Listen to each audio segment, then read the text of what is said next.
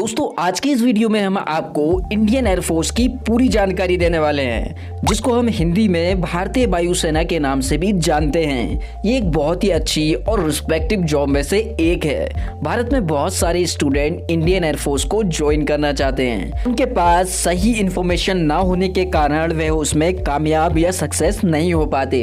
उन्हें नहीं पता होता कि इसमें कौन कौन से एग्जाम दिए जाते हैं, उसमें क्वालिफिकेशन क्या होनी चाहिए और उसमें एज क्राइटेरिया क्या होना चाहिए, और बहुत सारी चीजें हैं जो एक स्टूडेंट को नहीं पता होती।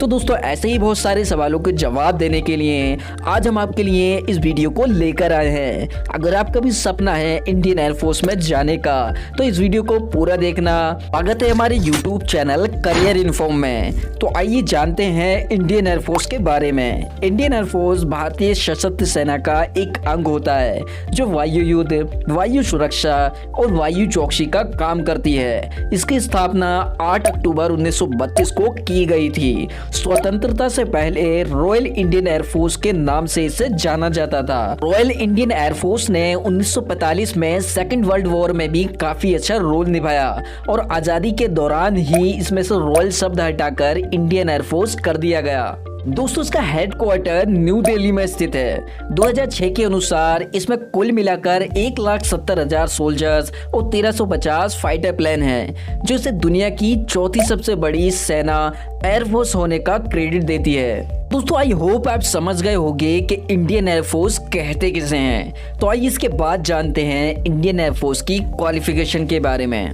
दोस्तों अगर हम बात करें इंडियन एयरफोर्स में जाने के लिए क्वालिफिकेशन की, तो इंडियन एयरफोर्स में क्वालिफिकेशन एग्जाम के अकॉर्डिंग ही ली जाती है, क्योंकि इसमें 3 तरीके से एग्जाम दिए जाते हैं: एक्स और Y group exam, NDA exam और टैक्स एग्जाम। इन 3 तरीकों से आप इंडियन एयरफोर्स को ज्वाइन कर सकते हो। दोस्तों आइए बात करते हैं इंडियन एयरफोर्स में एक्स ग्रुप की। ये एक टेक्निकल वर्क फील्ड है। इस फील्ड में ग्राउंड ड्यूटी स्टाफ के तौर पर आपको काम करना पड़ता है। इसमें क्वालिफिकेशन 12th पास होना जरूरी है। उसी के साथ इंग्लिश में आपके 50% मार्क्स भी होना चाहिए और साइड में आपकी पीसीएम होना बहुत जरूरी होती है। दोस्तों उसके बाद आता है ग्रुप वाई। ग्रुप वाई भी एक नॉन टेक्निकल फील्ड होता है। इसमें भी आपको ग्राउंड ड्यूटी स्टाफ के तौर पर काम करना होता है। इसमें भी आपकी क्वालिफिकेशन 12th इंग्लिश में 50% मार्क्स के साथ होनी चाहिए, और आप किस सब्जेक्ट से आपने 12th कर रखा है ये मैटर नहीं करता। दोस्तों आप कोई से भी सब्जेक्ट से ग्रुप वाई में अप्लाई कर सकते हो। दोस्तों इसके बाद अगर हम बात करें एनडीए की, जिसका पूरा नाम नेशनल डिफेंस एकेडमी है। एनडीए की परीक्षा साल में 2 बार कराई जाती है। ये एग्जाम यूपीएससी द्वारा लिया जाता है। ये रिटन एग्जाम होता है। इसको पास करने के बाद 5 दिनों का एसएसबी इंटरव्यू लिया जाता है। इंटरव्यू क्लियर करने के बाद ट्रेनिंग होती है। इसको क्लियर करने के बाद आपको ऑफिसर की पोस्ट दे दी जाती है। इसके बाद अगर हम बात करें टीएस एग्जाम की, जिसका पूरा नाम टेक्निकल एंट्री स्कीम है। ये एक ऐसी परीक्षा होती है जिसे स्टूडेंट को सीधे इंटरव्यू देने का मौका मिलता है, पर इसमें अप्लाई करने के लिए स्टूडेंट के 12th में 70% मार्क्स होना चाहिए और सब्जेक्ट में पीसीएम होना चाहिए। आइए जानते हैं इंडियन एयरफोर्स के एग्जाम पैटर्न के बारे में। इंडियन एयरफोर्स के एग्जाम में आपसे इंग्लिश, मैथमेटिक्स, फिजिक्स के क्वेश्चंस पूछे जाते हैं। इसके पेपर को सॉल्व करने के लिए आपको 1 आवर का टाइम दिया जाता है।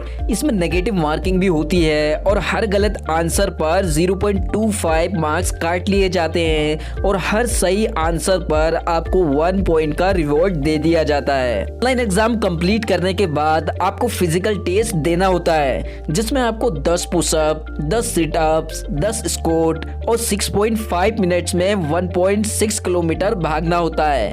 इसके बाद आपका मेडिकल टेस्ट होता है और फिर डॉक्यूमेंट वेरिफिकेशन होता है। इन सबको क्लियर करने के बाद आप आईएएफएफ बनने के लिए रेडी हो जाते हो। ये जानते हैं इंडियन एयरफोर्स की तैयारी के लिए 6 टिप्स के बारे में। पहला स्टेप है कि आप जिस एग्जाम की तैयारी कर रहे हैं उस एग्जाम के सिलेबस को सही करके समझें और इसका एक स्टडी प्लान बनाएं। दूसरा आता है आप रेगुलरली एक न्यूज़पेपर पढ़ने की आदत बनाएं, जिससे आपकी इंग्लिश भी इंप्रूव हो सके। तीसरा आता है अपने कॉन्सेप्ट को क्लियर करें। जिस सब्जेक्ट में आपको प्रॉब्लम है उस कॉन्सेप्ट को आप क्लियर करें। चौथा आता है अपने प्रीवियस ईयर जो पिछले साल के पेपर्स हैं उनको सॉल्व करें। दोस्तों आपने जो प्रिपरेशन की है उसका हर वीक मॉक टेस्ट लें और जाने कि आप कौन कौन सी गलतियां करते हैं। आई होप वीडियो में दी गई जानकारी आपको पसंद आई होगी।